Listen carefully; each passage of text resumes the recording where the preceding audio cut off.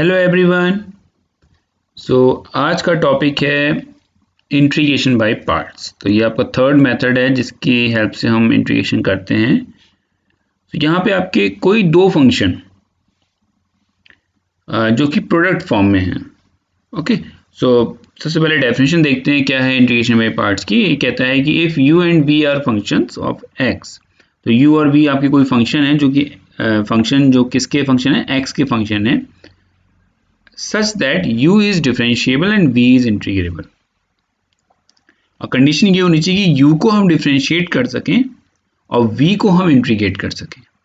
Okay, सो ऐसे दो function जो कि x पे डिपेंडेंट हैं जिसमें से u को हम डिफरेंशिएट कर सकें, मतलब u इन द सेंस यहाँ पे जो फंक्शन लिखा हुआ है उसको हम डिफरेंशिएट कर सकें एंड देन v को हम इंटीग्रेट कर सकें।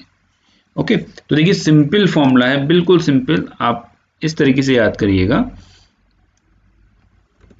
कि इंटीग्रेशन करना है आपको u v dx। तो आप सबसे पहले क्या करेंगे कि वो फंक्शन का डिफरेंशिएशन हो सकता है, उस फंक्शन को मैंने ऐसे ही लिखा, इनटू v को मैंने इंटीग्रेट किया, माइनस कंप्लीट इंटीग्रेशन, u को मैंने डिफरेंशिएट किया,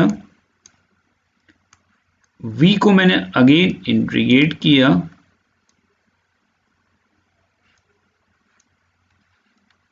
dx। ओके, बात समझ में आई। आपको u को ऐसे ही लिखना है, v को इंटीग्रेट करना है, माइनस टोटल का इंटीग्रेशन इनटू u को डिफरेंशिएट करना है एंड देन v को इंटीग्रेट करना है, और ये इस पूरे का आपको इंटीग्रेशन लेना है। ओके, इस पूरे का इंटीग्रेशन है ये, differentiation into integral of v dx का कंप्लीट इंटीग्रेशन इनटू dx। अब यहाँ एग्जांपल देखेंगे तो बात समझ में आ जाएगी। तो ये फॉर्मूला आपको याद होना चाहिए। तो u ऐसे ही, v का integration minus total integration u का डिफरेंशिएशन इनटू v का इंटीग्रेशन। क्लियर? ओके, तो ये आपको फॉर्मूला मैंने कहा आपसे याद होना चाहिए। तो हम इंटीग्रेशन पार्ट्स को यूज करते हैं जहां पे आपके दो, मैंने आपको बताया फंक्शन अगर प्रोडक्ट हैं और अगर हम उसको सिंप्लीफाई कर रहे हैं यूजिंग एडिशन और सब्ट्रैक्शन रूल, अगर वो नहीं हो रहे हैं then we basically use integration by parts. Okay, अब देखिए u और v दो फंक्शन है, तो वो u और v दो जो फंक्शन है वो आपके दो डिफरेंट फंक्शन भी हो सकते हैं। ऑब्वियसली जनरली आपको सारे क्वेश्चंस में वो डिफरेंट फंक्शन ही दिखाई देंगे। तो एक कंडीशन है और आप कह सकते हैं एक रूल है आइलेट का, जिसको हमें फॉलो करना होगा फॉर इंटीग्रेशन बाय पार्ट्स। तो ये आइलेट क्या डिफाइन करता है? ये आइलेट ये डिफाइन करता है कि हमें u में जो फर्स्ट आप फंक्शन लिख रहे हैं यहाँ पे, फर्स्ट u जो फंक्शन है उसमें हमें किस टाइप के फंक्शन को प्रेफरेंस देनी है। ओके, मींस कौन सा फंक्शन u में कंसीडर किया जाएगा अगर दो फंक्शन दे रखे हैं। तो देखिए ये आइलेट क्या डिफाइन करता है, ये आइलेट कहता है कि I is for inverse trigonometric function like sine inverse, cos inverse x, tan inverse x, these all are inverse trigonometric function. तो अगर कोई दो फंक्शन आपके डिफाइंड है, पहले हम देख लेते हैं कि वो फंक्शन क्या है। तो I क्या मैंने बताया आपको, I कौन सा फंक्शन बनेगा, that is sine inverse x। Okay, so this is I. L is logarithmic function, means log x, simple. A, algebraic function, means x square, x plus 3. These all are algebraic functions. Then trigonometric function like sin x, tan x. And E is exponential function like e to the power x. Okay, तो ये मैंने आपको example बताए, जरूरी नहीं कि यही आपके फंक्शन हो। ओके, लेकिन लॉग तो लॉग एक्स होगा, कुछ और आगे कांस्टेंट ऐड हो सकता है या किसी और तरीके से रिप्रेजेंट हो सकता है। Sine inverse x, tan inverse x, तो टेन इनवर्स एक्स भी हो सकता है एक जगह। ए में x square, x cube, x plus 3, x minus 3 कुछ भी हो सकता है। ट्रिग्नोमेट्रिक में साइन, टेन, कॉस कुछ भी हो सकते हैं। एक्सपोनेंशियल में e to the power x या फिर एक्स के साथ कोई कांस्टेंट का मल्टीप्लिकेशन। ओके, तो इसके बेसिस पे आप डिसाइड करोगे कि आपको u में क्या लेना है। तो अब देखिए सपोज आपके पास दो फंक्शन है, एक फंक्शन है आपका एक्स स्क्वायर और दूसरा है e to the power x। Okay, तो आपको इसको इंटीग्रेट करना है विद रिस्पेक्ट टू dx।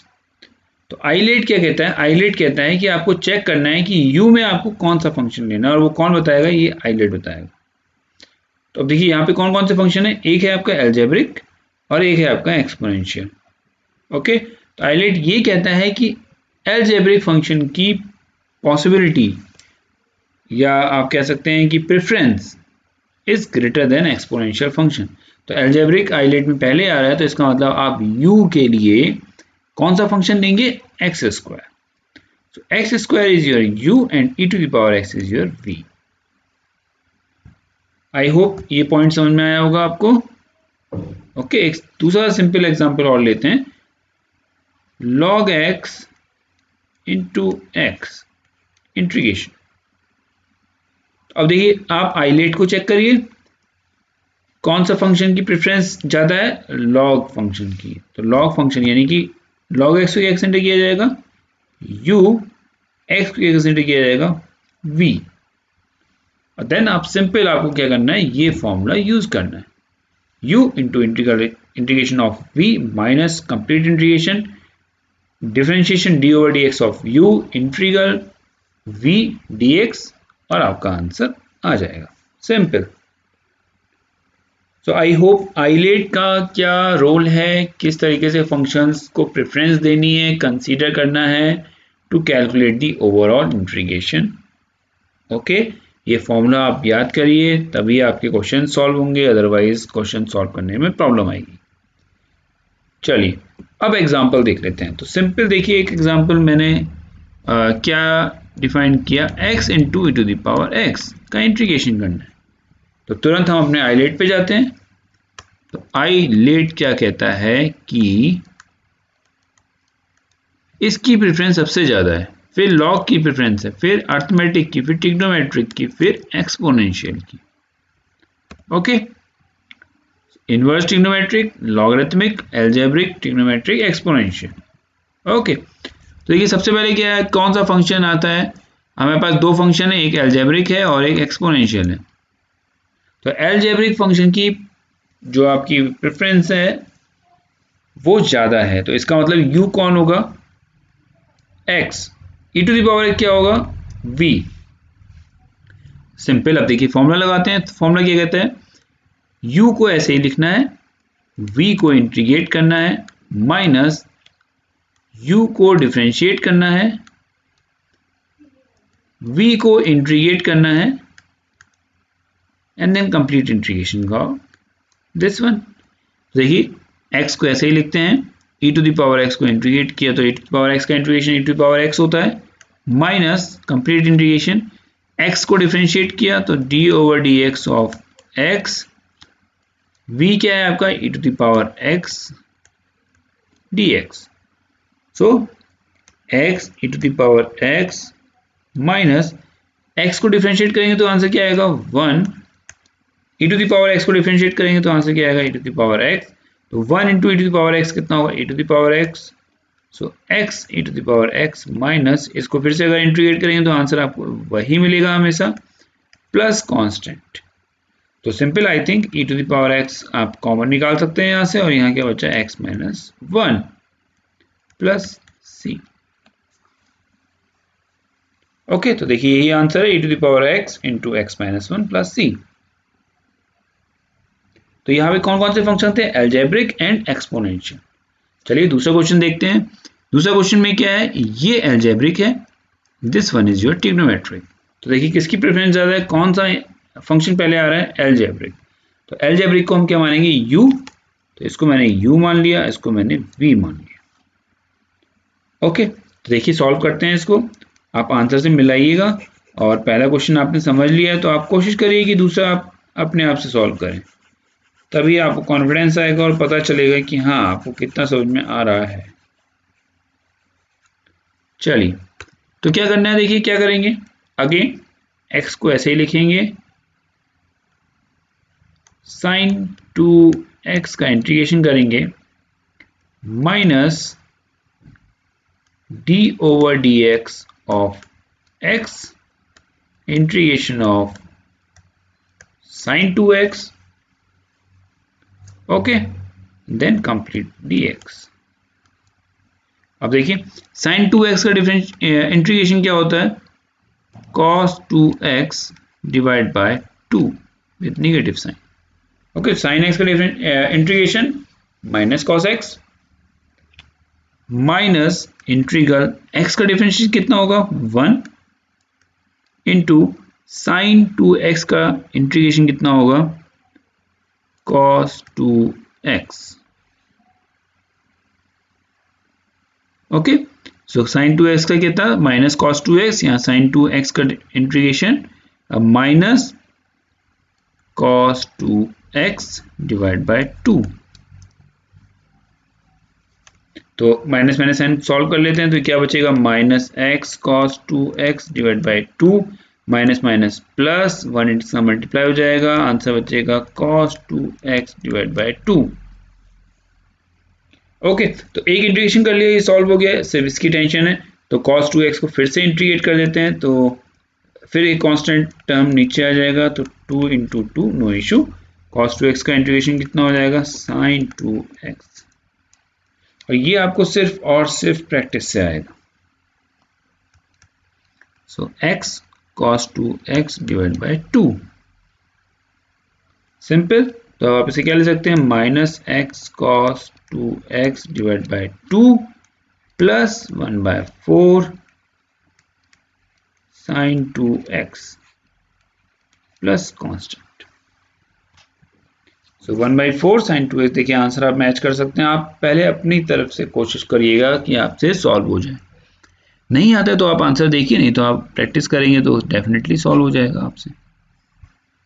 तो अभी तक की जो हम कहानी पढ़ रहे थे वो कहानी थी आपकी इनडेफिनिट इंटीग्रल्स की, यानी कि कोई लिमिट नहीं थी, आप इंटीग्रेट कर रहे थे उसको जनरल, बट कोई लिमिट नहीं थी कि कहाँ से कहाँ तक आपको उसे इंटीग्रेट करना है। तो ऐसे सारे इंटीग्रेशन जिसमें लिमिट डिफाइन होती है, तो देखिए definite integral of the continuous function between the limits x equal to a and x equal to b, okay. तो कोई कंटिन्यूअस फंक्शन आपका f(x) है, उसका अगर मुझे डेफिनेट इंटीग्रल डिफाइन करना है, तो वो इन लिमिट्स के बीच में, यानी a से b के बीच में डिफाइन हो रहा है। किस तरीके से, integration of f(x), sorry a to b, so lower limit is a, upper limit is b। तो ये भी आपको ध्यान रखना है कि लोअर लिमिट क्या है, अपर लिमिट क्या है। इज इक्वल टू f(x), आपने उसको इंटीग्रेट कर दिया और देन आप उसके बाद उसमें वैल्यू पुट करेंगे, ठीक है। तो अपर लिमिट क्या है b और लोअर लिमिट क्या है a, तो वो क्या हो जाएगा fb, b की वैल्यू पुट करिए आपने यहाँ पे उस फंक्शन में, माइनस fa, a की वैल्यू आपने उस फंक्शन में डिफाइन करी। So where a is the lower limit and b is the upper limit, और f(x) आपका क्या है integral of the small f(x), okay. So I hope ये पॉइंट समझ में आया होगा। So to evaluate the definite integral, integrate the given function as usual, तो जैसे हम इनडेफिनेट इंटीग्रेशन के लिए कर रहे हैं वैसे ही यहाँ पे भी आपको इंटीग्रेट करना है। Then obtain the difference between the values by substituting the upper limit first and the lower limit of x। Then आप ये देखिए कि अपर लिमिट वैल्यू रखने पे, यानी कि fb क्या वैल्यू आई माइनस fa की क्या वैल्यू है, और उन दोनों को आप माइनस कर सकते हैं, ओके। तो आई होप एक बेसिक आइडिया आपको समझ में आ गया होगा कि डेफिनेट इंटीग्रल क्या होता है। आपको इंटीग्रेट करना है from one range to the another range. तो चलिए हम इसके कुछ फॉर्मूले कुछ क्वेश्चंस पढ़ते हैं। तो पहला क्वेश्चन है आपका कि आपको इंटीग्रेट करना है 1 to 2, so lower limit is 1, upper limit is 2 and your function is 4x³ plus 2x plus 1। तो देखिए क्या प्रोसेस है इसका प्रोसेस ये है कि आप जो भी फंक्शन गिवन है पहले आप उसको इंटीग्रेट कर लेंगे और देन आप अपर लिमिट और लोअर लिमिट की वैल्यूज पुट कर देंगे, ओके। तो देखिए वेरी सिंपल, आप इसको इंटीग्रेट कीजिए, फॉर्मूला आपको याद होना चाहिए। देखिए x की पावर 3 का इंटीग्रेशन क्या होगा, x to the power n+1 divide by n+1 plus 2, x का इंटीग्रेशन क्या होगा, सॉरी 1+1 डिवाइड बाय 1+1, तो दिस इज 4, और नीचे भी क्या आ जाएगा आपका 4, so 4 into x to the power 4 divided by 4 plus 2x square divided by 2 plus 1। अभी हमने पढ़ा था 1 का इंटीग्रेशन क्या होगा आपका x। क्लियर जी? ओके, तो 4 से 4 कैंसिल, 2 से 2 कैंसिल, आंसर बचा आपका x to the power 4 plus x square plus x। अब आपको क्या करना है, इसमें लिमिट रख देनी है, सिंपल। तो देखिए अपर लिमिट क्या है 2, तो ये एक फंक्शन आ गया, this is you can say it is f(x). अब आपको किसकी वैल्यू कैलकुलेट करनी है, f2 की, f1 की, ठीक है। तो देखिए अब क्या 2 की पावर 4 प्लस 2 की पावर 2 प्लस 2, सो 16 प्लस 4 20 प्लस 2 22। और अगर हम लोअर लिमिट की बात करें तो हम क्या रखेंगे यहाँ पे 1, so 1 to the power 4 plus 1 to the power. Okay, तो देखिए क्या होगा, 1 अगर आप रखेंगे यहाँ पे क्या हो जाएगा 1 to the power 4 plus 1 to the power 2 plus 1, तो ये कितना हो गया 3, और यहाँ कितना हो गया 22। तो सिंपली आप इसको जब सॉल्व करेंगे तो क्या लिखेंगे 22 minus 3 that is equal to 19। This is your answer. Okay, so I hope ये सिंपल सा क्वेश्चन था, जस्ट इसमें ये देखना था कि लिमिट्स को हम कैसे रखेंगे। चलिए एक अच्छा सा क्वेश्चन और देखते हैं, इसमें हमें क्या करना है। देखिए आपको कोई क्वेश्चन दिया है, गिवन है 2x divide bye 1 plus x square, इसे इंटीग्रेट करना है। तो सबसे पहले हमें क्या करना है, नॉर्मली इंटीग्रेट करना है, उसके बाद ही हम लिमिट्स रखेंगे उसमें। ओके, तो देखिए यहाँ पे अब अगर हमने प्रैक्टिस की है बहुत ज़्यादा सॉल्व करने की कोशिश, तो मुझे यहाँ दिखाई दे रहा है कि सब्स्टिट्यूशन से सॉल्व हो रहा है। देखिए कैसे, अगर मैं 1 plus x square equal to t consider कर लूँ, 1 plus x square equal to मैंने टी कंसिडर किया और मैं इसे डिफरेंशिएट करूँ तो 1 का डिफरेंशिएशन कितना होगा 0 प्लस एक्स स्क्वायर कितना होगा 2x dx equal to dt, और ऊपर देखिए क्या है मेरे पास 2x dx, so 2x dx equal to dt,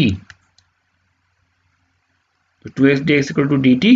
1 plus x square को मैंने क्या माना है t, बस सॉल्व हो गया।